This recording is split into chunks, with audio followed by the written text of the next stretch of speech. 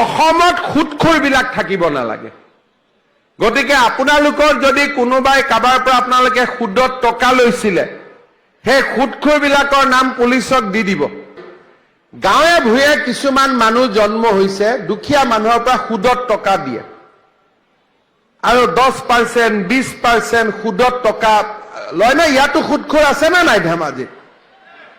এতিয়া মই দালালৰ পিছত সিদ্ধান্ত লৈছো যে অসমত সুদখোৰবিলাক থাকিব নালাগে। গতিকে আপোনালোকৰ যদি কোনোবাই কাবাৰ পৰা আপোনালোকে সুদত টকা লৈছিলে, সেই সুদখোৰবিলাকৰ নাম পুলিচক দি দিব। আমি তেওঁলোকক অলপ অলপ চৰকাৰৰ ঘৰত লৈ গৈ আছো যে আপোনালোকে আমাৰ লগত থাকক কেইদিনমান।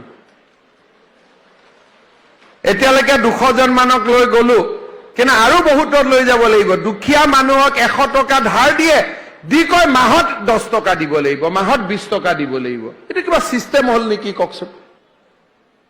এতিয়া লাহে লাহে আমি অসমখনত সব জংগল সাফ কৰিম, একো জংগলে থাকিব নিদিওঁ।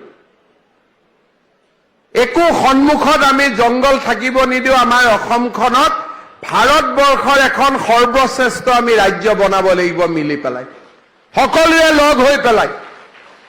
আৰু সেই কাৰণে আপোনালোকে সকলোৱে আমাক সহযোগিতা কৰিব।